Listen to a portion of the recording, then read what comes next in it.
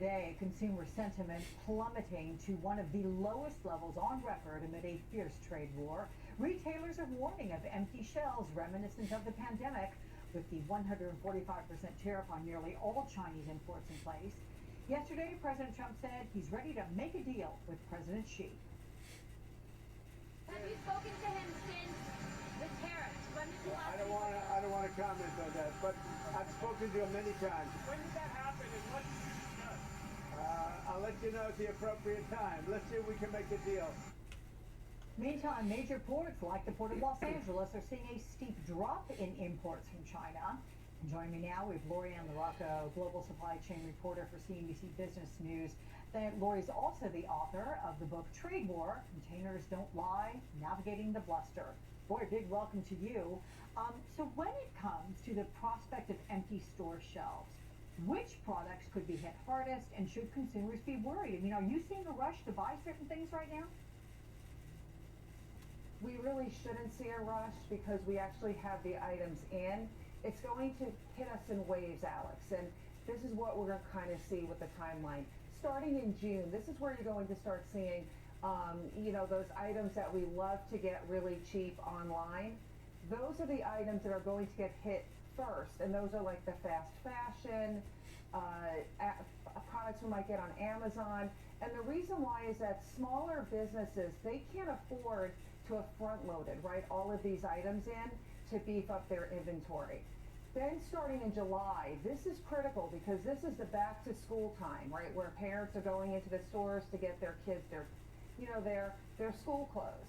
So you're looking at backpacks, you're looking at notebooks, you're going to be looking at all of these items that some have been brought in, but there has been a major pause when you're looking at the amount of items that have been brought in, and people are just really uncertain, if you will. Is it going to consumer going to buy? We have seen the pullback on a multitude of different economic indicators in terms of that hesitancy.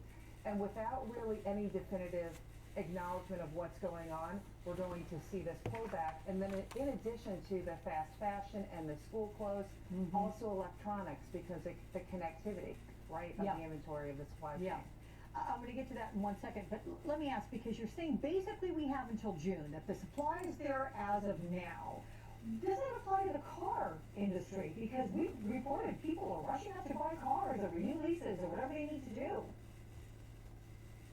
Yeah, it really depends on the item. I mean, when it comes to the autos, Alex, it's those tariffs that have already been slapped. And so people are trying to get in there, right? Let's get that car that's out in the lot now before another one has to come in that will be more expensive. So that's why you're seeing that rush for the bigger ticket items. Okay, so it's about the bottom dollar there. So we learned yesterday that China exempted some U.S.-made microchips from tariffs. Does this indicate that China is backing down on some level? I really don't think so, Alex. I mean, it shows that there's a willingness, right, of the cooperation, but as we have seen with the prior trade war that's still in existence, there was so much rhetoric. And because of this conflicting comments between Trump and the Chinese officials about if a deal is happening, we're going to just continue to be in this push and pause, if you will, of do we make more things, do we hold off, what do we do? So I'm kind of hesitant to see that this is like a victory, if anything, for Trump. Well, walk us through what is happening at our West Coast ports. I mean, how much of a drop in shipments from Asia are they experiencing? We are seeing a massive, massive drop, Alex. Wow. You are looking at a 44% decrease in vessels year over year coming in. And what's really key here, Alex, are the people that move the containers. You need people to move trade. If you have 40% less containers coming in, that is going to impact the people that are the truckers, the railroads, the warehousing. This is more than just us consuming and us bringing in orders. There's an entire supply chain here that is connected to jobs. And so the longer this goes, Alex, we're going to see some significant impact here in terms of employment. In fact, the Port of Oakland, which is a huge port that relies on both imports and exports are very, very balanced. They've got a 50-50 split. They've already started warning on Friday about the detriment when it comes to jobs and the exposure with this. As you well know, Lorianne, we have seen this week the CEOs of the nation's top retail stores meeting with President Trump and warning the tariffs could no doubt lead to these shortages. Even if a deal is reached soon, are we in for at least some troubling times ahead? I believe we are, and the reason why is that trade takes time to move, and you also have to order it. The fact that we've had a pause in all of these manufacturing plants, I have had sources tell me in China that there are factories that are literally shut down because they're not making any products for the United States. So if you think about it, remember with COVID, everything shut down and then everything ramped back up. And so what happens is, once you hit that unpause button, it's going to be that rush to make the materials and then get the product on the vessels and back here, which causes congestion and raises freight prices.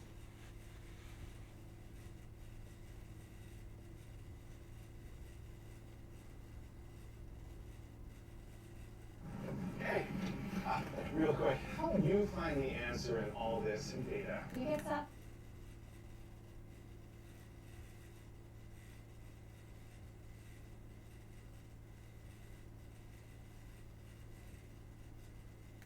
The word deal there, Faisal. What's your sense of whether one may be close?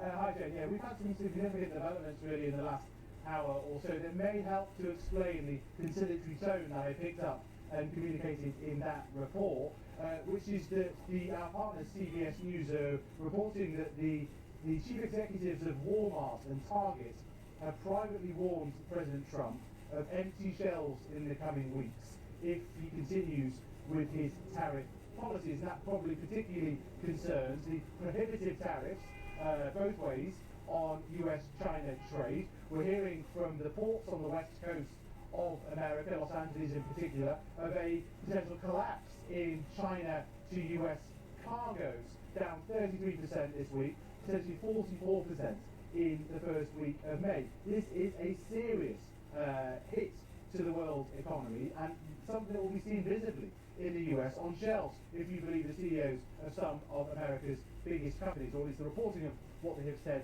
privately. This is highly significant stuff, may explain, as I say, some of the reaches for deals. We think there might be a meeting between Scott Bessent, who you saw in my report, the US Treasury Secretary, and his Chinese counterpart. That meeting, if it happens, assumes incredible importance in bringing the world down from this trade war. We don't know if it happens.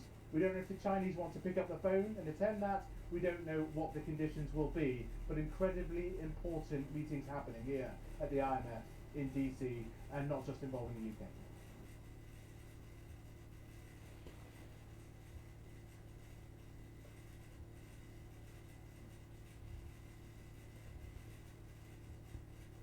All right, when the American people decided the host of Celebrity Apprentice should become commander-in-chief and leader of the free world, it came as no surprise that it would usher in a made-for-TV presidency.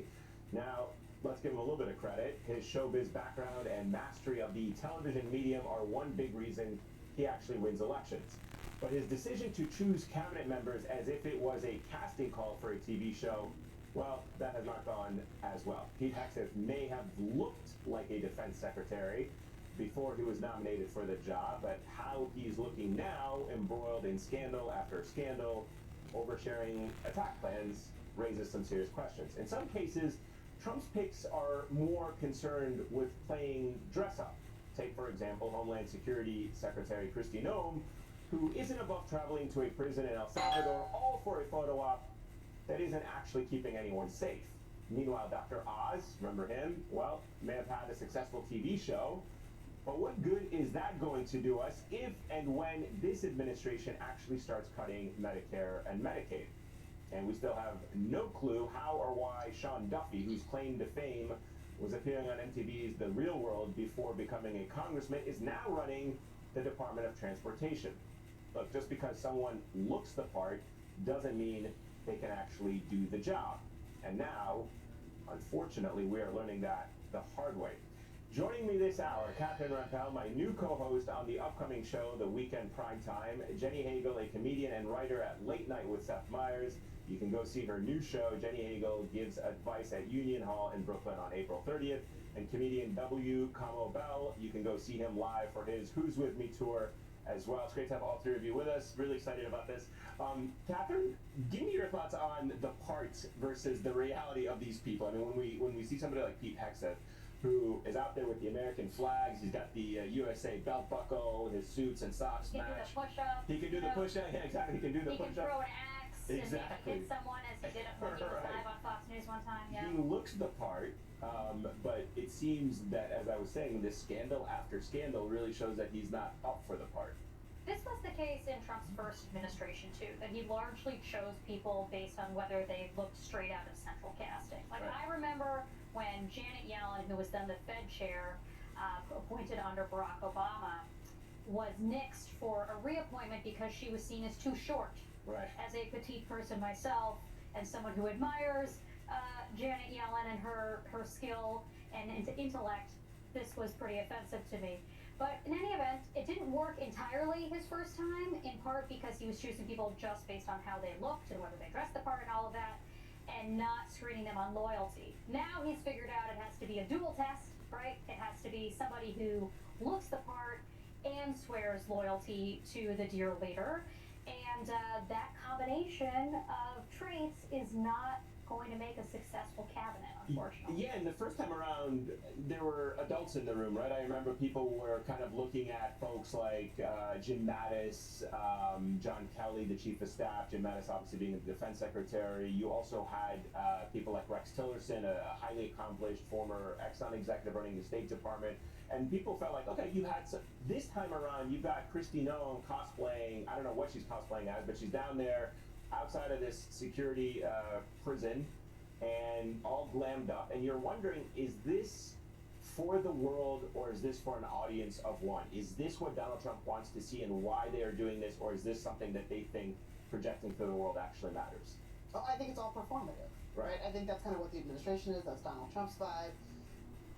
All of those photo ops are like the same way that I go to Coney Island, right? Like you go to Coney Island, and you know it's going to be a mess, but you just want to get that picture on the boardwalk with the hot dog. But that's it, right? You go to Coney Island, and there's a cutout of a strong man and a hole, and you put your face in a hole, and you're like, "Look at me, I'm a strong man." And I think that's what all these photo ops are like. Look at me, I'm Secretary of Defense. But that's not the same as being Secretary of Defense. You know, Kama, when the Democrats win, they always ask this question, what can we learn from Donald Trump, right? Like there's a performative aspect to the way Donald Trump conducts his politics and the way he chooses people, and also the way that no matter what the scandal is, no matter what the criticism is, deny it, reject it, deflect it. And you got to wonder, is there something here for Democrats? How did they penetrate this facade that he has created with these people? I mean, he still stands by Pete Hegseth despite these scandals, and these scandals are the same scandals that they accused previous Democratic politicians of, right? The classified, the emails, and yet when it comes to sharing classified or highly sensitive information or attack plans, they just completely ignore the substance and just attack the media. We know New Yorkers in crisis. We know that we can turn this city around, and we know we will. Cuomo knows how to fight for us and win. As governor, he built big, saw us through crises, passed groundbreaking laws to fight gun violence, protected abortion, and took on Trump. He was a great governor. Now he's going to be a great mayor. More cops on the subways, more affordable housing for New Yorkers. Cuomo will definitely put the city back on track. Paid for by Fix the City. Yeah, I mean, I think what is the definition of insanity? Doing the same thing over and over again and expecting different results? That's what the Democrats tend to do. And I think if you look at Trump, what they need to do is actually find new leadership in the party. Younger leadership. Sorry about my voice. I've been doing a lot of stand-up. No worries.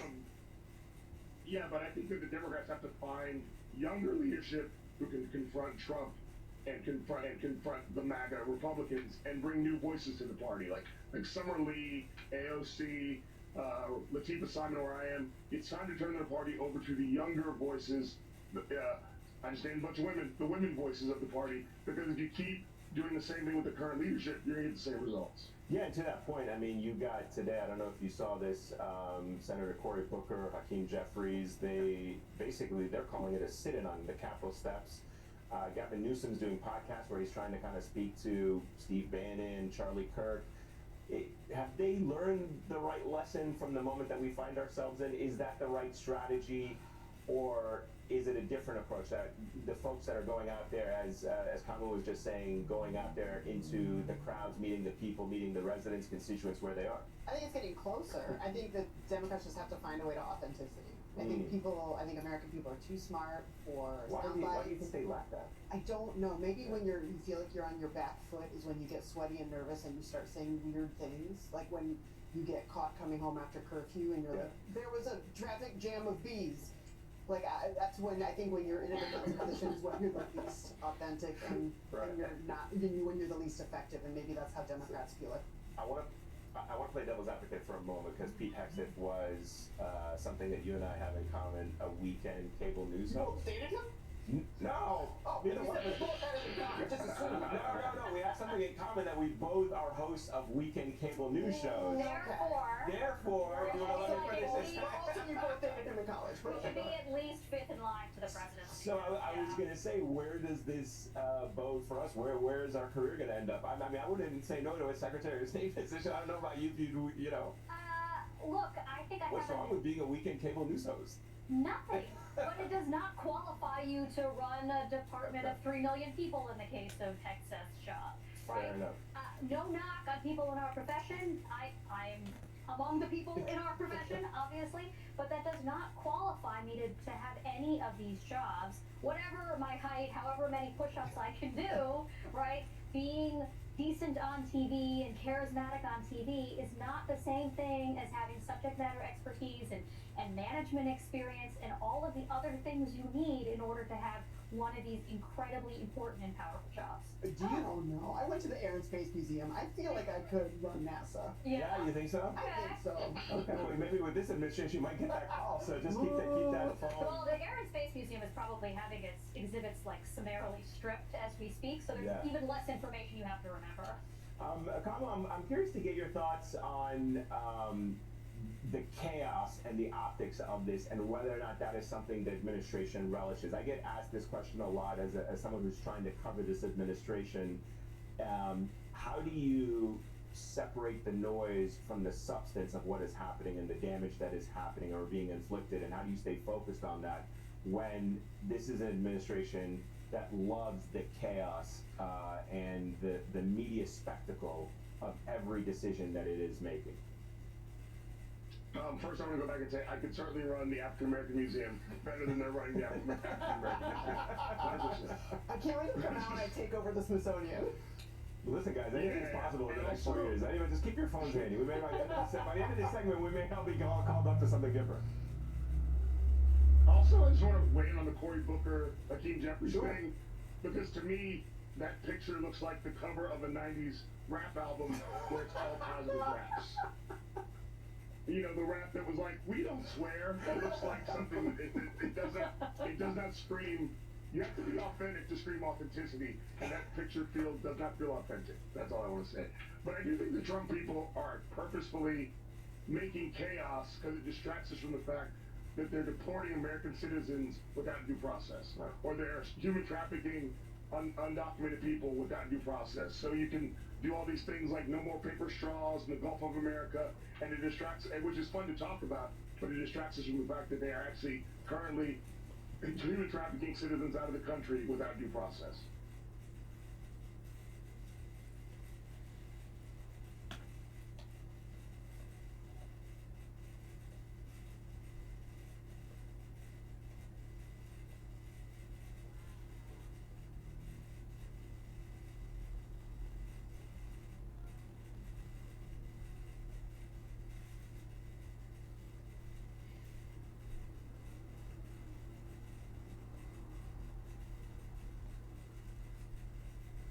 After a private meeting between President Trump and President Zelensky at the Vatican, Russian President Vladimir Putin is now announcing a short-term ceasefire for the beginning of May. For more on this, let's cross over to Chief White House correspondent Nancy Cordes. Nancy, good morning to you. Considering what we're just hearing out of Moscow, are we really anywhere near even a framework for a peace deal between Russia and Ukraine? Well, White House officials say that there is a framework that exists, Errol, and they feel that they are getting closer, though they were unwilling to say this weekend that they think that a ceasefire or even a longer term end to this war is right around the corner. They say there are still a lot of details to be worked out. I think the fact that Putin has announced this 3-day ceasefire is a sign, however, that President Trump has gone from criticizing Volodymyr Zelensky, the president of Ukraine, to criticizing Putin. And over the weekend, President Trump posted that he felt that perhaps Putin was just tapping him along and not really taking negotiations seriously because of this series of deadly bombings that Russia had carried out on the Ukrainian capital of Kyiv, even as these negotiations for an end to the war were taking place. President Trump was very angry about that. He talked about it with reporters as well. And now we see Putin coming out and declaring at least a 3-day ceasefire, meant perhaps to send a message that he is serious about negotiations. Yeah, and we had heard that from President Zelensky, that they don't trust Putin because of their experiences with him. So interesting for the president to almost echo that. And I want to ask you about this, Nancy, because there's a fresh interview in The Atlantic that was just released this morning where President Trump is quoted as saying, quote, "I run the country and the world." What else can you tell us about this conversation? Right, it's an eye-opening quote, and he said it in the context of comparing his first term to his second term. And he was sort of marveling at all of the people from the legal world, from abroad, who are coming to him, looking to make deals with him, looking to make up with him if they had a rocky relationship in his first term. And the extended quote was, he said, the first time, his first term, I had 2 things to do: run the country and survive. I had all these crooked guys, basically a reference to people he himself had hired. And the second time, I run the country and the world. So, you know, he's clearly feeling his oats here, feeling good as he approaches the 100th day of his second term, and feeling like he's got a lot more influence on the world stage than he did the first time around. All right, Nancy Cordes with all the latest for us. Nancy, thank you. I mean, you could use a little fatherly advice. It's okay, all right? I'm here for you. Don't take slow.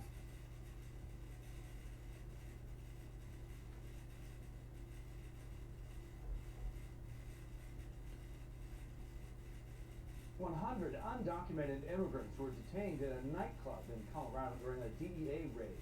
Video posted to X shows agents taking an estimated 114 immigrants into custody Saturday night. This happened in Colorado Springs after what officials say was a month-long investigation. Investigators say 2 of the people arrested had active warrants. President Trump posted about the video of that raid to his Truth Social account. He's saying some of those arrested are murderers and violent criminals. The DEA has not identified anyone accused of murder among those detained. This is video from the DEA showing the moments federal agents raided an illegal nightclub in southeast Colorado Springs. A huge law enforcement presence, 10 federal agencies, more than 300 federal law enforcement officers with help from CSPD and the El Paso County Sheriff's Office. The DEA special agent in charge for the Rocky Mountain Division says more than 200 people were inside this illegal nightclub, including about a dozen active duty military members, some of whom were working as security. Agents say it was a major operation months in the making as they investigated drug trafficking and prostitution. Our cameras were there as dozens were being processed outside of the club. The DEA says 114 people in the country illegally are now in ICE custody. They also seized guns and drugs. Over 100 people are going to face criminal immigration charges, and we have a number of people who are arrested on outstanding warrants as well. We likely won't be able to charge anyone with the drugs that were found on the floor. People inside the club say they were handcuffed and then asked to see ID. And they handcuffed you when you did nothing wrong? Like, what is the purpose of this? And they didn't answer me.